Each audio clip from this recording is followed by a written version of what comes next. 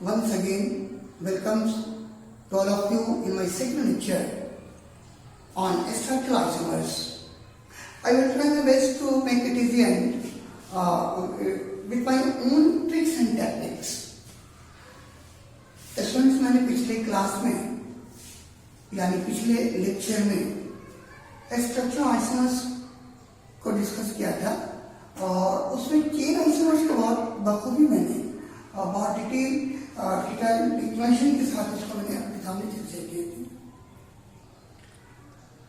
आज हम इसी स्ट्रक्चरल आइसोमर्स के सेकेंड पार्ट में इंटर कर रहे हैं और वो नेक्स्ट पार्ट चेन के बाद पोजीशन, आइसोमर्स, फंक्शंस, मेटमर्स और टॉटमर्स की बात करेंगे।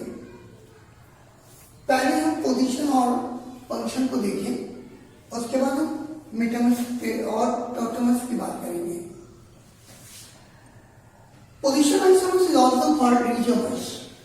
रिजियोमर्स मैंने इसलिए कहा कि अगर किसी आइसोमर्स में सब्स्टिट्यूएंट्स या ग्रुप्स के पोजीशन यानी रीजन को बदलने पर जब आइसोमर्स की घटना डेवलप करे तो ऐसे आइसोमर्स को कहते हैं रिजियोमर्स या फिर इसी को कहते हैं पोजीशन आइसोमर्स। यानी हम ये कह सकते हैं कि this type of isomer arises due to different position of substituents or groups। इन दोनों तीन तरह के स्ट्रक्चर्स को मैंने आपके सामने मेंशन किया है। ये कार्बन स्केलेटन है, यानी सूट है कि कार्बन की जो रेस्ट वैलेंसीज है it must be satisfied with hydrogen. ये आपको ध्यान में रखना है। पहले स्ट्रक्चर में देखिए, इसमें हाइड्रोक्सिल का पोजीशन फर्स्ट कार्बन पर है और यहां पर वही हाइड्रोक्सिल सेकेंड कार्बन पर। तो दोनों स्ट्रक्चर में जो डिफरेंसेस है वो पोजीशन का है। किसका? हाइड्रोक्सिल का। ये दोनों एक दूसरे का क्या हो जाएगा? ये दोनों एक दूसरे के पोजीशनल आइसोमर्स कहलाएंगे। लेकिन इसमें बड़ा इंपॉर्टेंट जो मार्केबल पॉइंट है, दोनों के पेरेंट चेन सेम है। इसमें पेरेंट चेन में कोई वेरिएशन नहीं होता। सेकेंड स्ट्रक्चर की बात कीजिए, इसमें भी कहता है कि इसके भी पेरेंट चेन दोनों में सिमिलर हैं, दोनों में सब्स्टिट्यूएंट्स यानी दोनों में जो मिथाइल ग्रुप है इसकी भी क्वांटिटी सेम। फर्क कहाँ है? तो इसमें साफ कहता है कि दोनों के पेरेंट चेन और सब्स्टिट्यूएंट सिमिलर तो है लेकिन दोनों के पोजीशन में फर्क है। इसलिए ये दोनों एक दूसरे के पोजीशन यानी रिजियोमर्स कहलाएंगे, यानी सब्स्टिट्यूएंट्स या ग्रुप्स का रीजन आपने बदल दिया। स्ट्रक्चर थर्ड जो बहुत मार्केबल और बड़ा इंपॉर्टेंट पॉइंट है, बड़ा कंफ्यूजन स्टूडेंट्स को अक्सर इस तरह के प्रॉब्लम में होता है, वो कंफ्यूजन आज नहीं होनी चाहिए। हमने ये दो एग्जाम्पल आपको हमने पुट किया है, दोनों में एल्डिहाइड ग्रुप, लेकिन फर्क क्या है कि एक में एल्डिहाइड आपको दिखता है कि सेकेंड कार्बन पर है और दूसरे में एल्डिहाइड फर्स्ट कार्बन पर। क्या ये दोनों पोजीशन आइसोमर्स होंगे? आपका जवाब होगा नहीं। क्यों? इसलिए मैंने कहा कि अगर पेरेंट चेन की सिलेक्शन की बात की जाए तो आपने पढ़ा होगा पेरेंट चेन इज तो चूजन विच इंक्लूड फंक्शन को, तो this is your parent chain. और इसके जो पेरेंट चेन है 5 कार्बन के, इसका जब नाम लिखेंगे तो इसको कहते हैं 2 मिथाइल पेंटेनल और इसको इसको कहते हैं 2 मिथाइल ब्यूटेनल, क्योंकि कार्बन की क्वांटिटी पेरेंट चेन में ओनली 4, इसको कहेंगे ओनली पेंटेनल। तो कहते हैं कि इन दोनों में फर्क है, पोजीशन का नहीं, क्योंकि दोनों में फंगल एल्डिहाइड का पोजीशन 1 पर है। This differ toward their parent chain.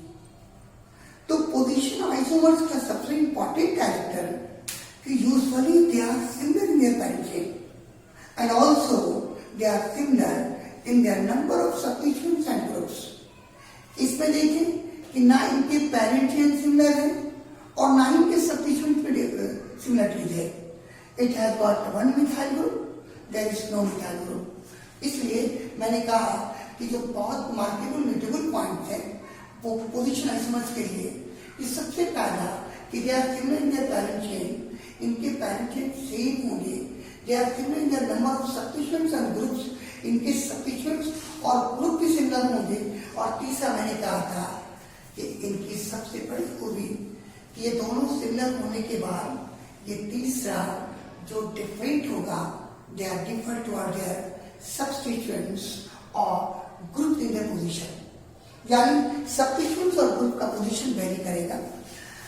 अब एक बड़ा इंपॉर्टेंट और बहुत ही मार्केबल पॉइंट है, इसमें आपको याद रखना है कि ऐसे ग्रुप, ये कार्बन कंटेनिंग फंक्शन ग्रुप है, अगर इस तरह का ग्रुप्स आ जाए और ये मेन फंक्शन ग्रुप हो तो इनके पोजीशन हमेशा फिक्स होंगे, यानी ये पोजीशन को, इनकी पोजीशन वेरी नहीं करते, ये जहां भी रहेंगे हम काउंटिंग वहीं से करेंगे। तो ऐसे फंक्शन ग्रुप जो मेन फंक्शन बन के आते इनका पोजीशन आइसोमर्स नहीं होता। जैसे हम एग्जाम्पल के तौर पर इस स्ट्रक्चर को जरा और से देखिए, दिस इज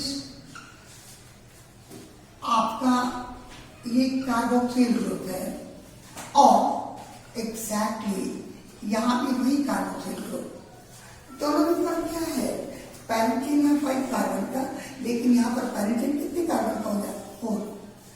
वेरिएशंस कहाँ है, तो इनकी पैरेंट चेन में वेरिएशन है। अभी मैंने थोड़ी देर पहले बोला था कि जो भी पोजीशन आइसोमर्स होगा उनके पैरेंट चेन कभी भी वेरी नहीं करते, वो पैरेंट चेन यूजुअली सिमिलर होंगे। तो ये दोनों एक दूसरे का क्या कहलाएगा, ये दोनों एक दूसरे का चेन आइसोमर्स कहलाएगा, क्योंकि इनके पैरेंट चेन में फर्क है। पोजीशन यहाँ भी कार्बोक्सिल का नंबर 1 पर है और ये भी वही कार्बोक्सिल नंबर 1 पर, तो these two are similar to their position carboxyl group but differ to their parent chain। तो सच ग्रुप यानी कार्बन कंटेनिंग फंक्शन ग्रुप अगर ये मेन फंक्शन ग्रुप बन के आता तो इनके पोजीशन फिक्स होंगे, ये हमेशा गिवन नंबर 1, और ऐसे फंक्शन ग्रुप का पोजीशन आइसोमर्स नहीं होता। हाँ, कुछ एक्सेप्शंस में आएंगे, जैसे कीटोन, इनके पोजीशन वेरिएबल होंगे। हाइड्रोक्सिल, इनका पोजीशन वेरिएबल होगा। इसी तरह से आप मल्टीपल बॉन्ड की बात करें, डबल या ट्रिपल बॉन्ड, तो कहते हैं कि इस तरह के ग्रुप या सब्स्टिट्यूएंट्स इनके पोजीशन फिक्स नहीं होते, इनके पोजीशन में वेरिएशन होगा। तो ये रिज्यूमर्स को रिस्पॉन्ड देंगे, यानी रिस्पॉन्स फॉर रिज्यूमरी कैन रिप्रेजेंट रिज्यूमर्स। जैसे आप इसको ले लें, दिस इज योर कीटोन और ये भी आपका वही कीटोन है, दोनों में फर्क क्या है कि इसका पोजीशन सेकंड पर है और इसका पोजीशन 3rd पर। ये भी कार्बन कंटेनिंग फंक्शन ग्रुप तो है, लेकिन मजे की बात यह है कि ये इंड पर नहीं होते। तो कहता है कि वैसे कार्बन कंटेनिंग फंक्शन ग्रुप जो इंड पर नहीं हो उनके पोजीशन में वेरिएशन हो सकता, इनके रिज्यूमर्स होंगे। लेकिन जो कार्बन कंटेनिंग फंक्शन ग्रुप हमेशा एंड से शुरू होता, इनका पोजीशन आइसोमर्स नहीं होता। अब जैसे सपोज कीजिए, ये बात तो हमने अच्छी तरह समझ ली, एक मॉलिक्यूल आपको दिया गया और पूछा जाए कि जैसे C5H10O कहा जाए कि ये एल्डिहाइड है, क्या इसका रिज्यूमर्स होगा? आपका जवाब होगा इसका रिज्यूमर्स होगा कि नहीं होगा। ऐसे एल्डिहाइड का हमको पता करनी है कि इसका पोजीशन आइसोमर्स होगा कि 5 कार्बन है, 1 carbon goes to function this is aldehyde और 4 कार्बन रिमेन इंटैक्ट। आप 4 कार्बन कैसे लिख सकते हैं?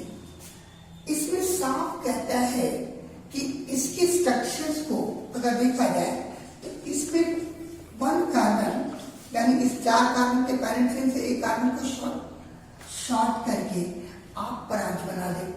अब देखिए इसमें वेरिएशन हो सकता है, तो कहते हैं कि स्ट्रक्चर 1 और 2 ये दोनों क्या समझ है, ये दोनों आपका चेन होगा।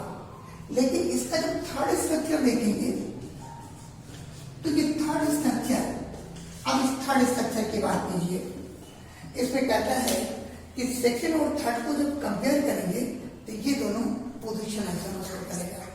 तो मैंने ये कहा कि ये पोजीशन आइसोमर्स तो शो करते हैं, लेकिन इस अल्डिहाइड के चलते नहीं, इसके पोजीशन में जो वेरिएशन है इस सब्स्टिट्यूट के चलते। इसका मतलब साफ हो गया कि अगर इस तरह का मॉलिक्यूल दिया जाए तो अल्डिहाइड कीटोन या अल्डिहाइड एसिड या कोई ऐसा कंपाउंड जिसके फंक्शनल ग्रुप याद रखेंगे, जिनके फंक्शनल ग्रुप कार्बन कंटेनिंग और एंड पर हो, तो उस फंक्शनल ग्रुप के चलते रिज्यूमर शो नहीं करेंगे, यानी उनका पोजीशन आइसोमर्स नहीं होगा।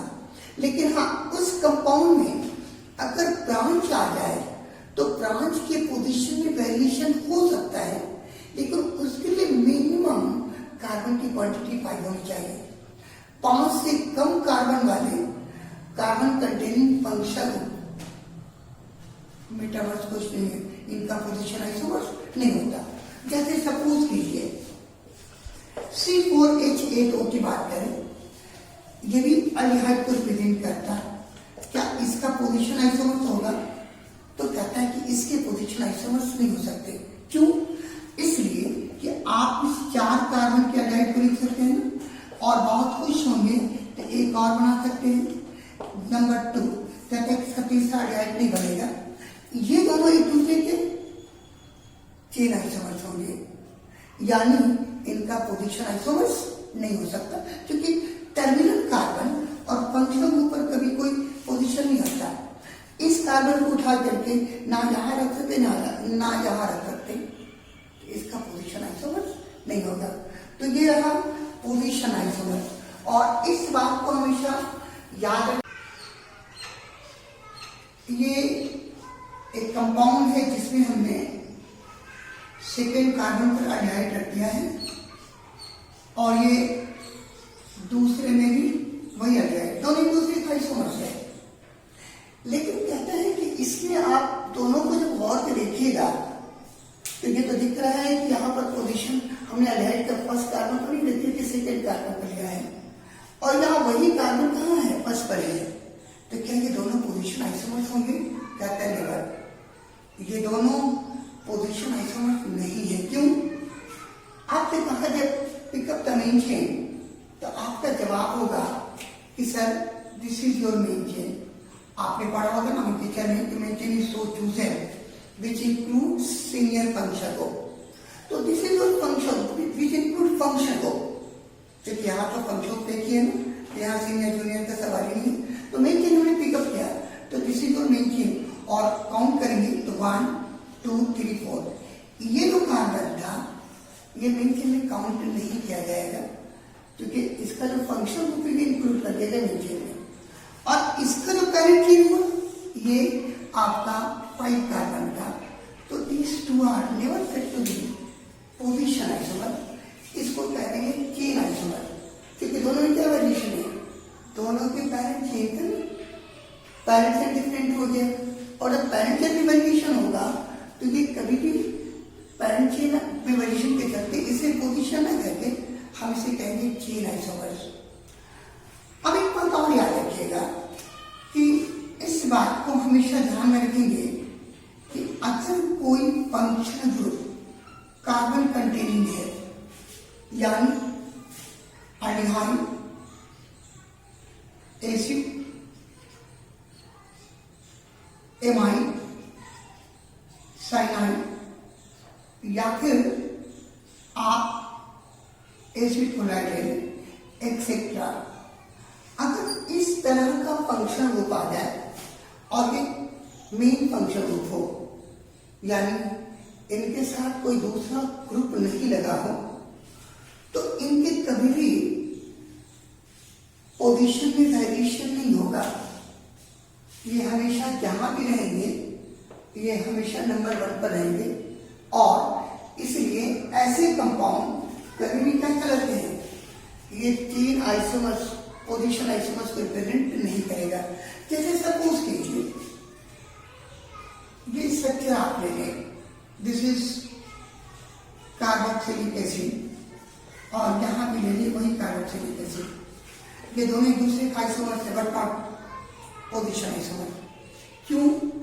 इसलिए मैंने कहा कि ये जो फंक्शनल कार्बोक्सिल था ये चला गया इसके कार्बन मेंटेन कितने कार्बन का होगा, 4 कार्बन का। और इस फंक्शनल ग्रुप की बात कीजिएगा, इसमें एक कार्बन और ले लीजिए और इस कार्बन की जब बात कीजिएगा तो ये आपका 4 कार्बन का मेंटेन और ये मेंटेन कितना 5 कार्बन का। बात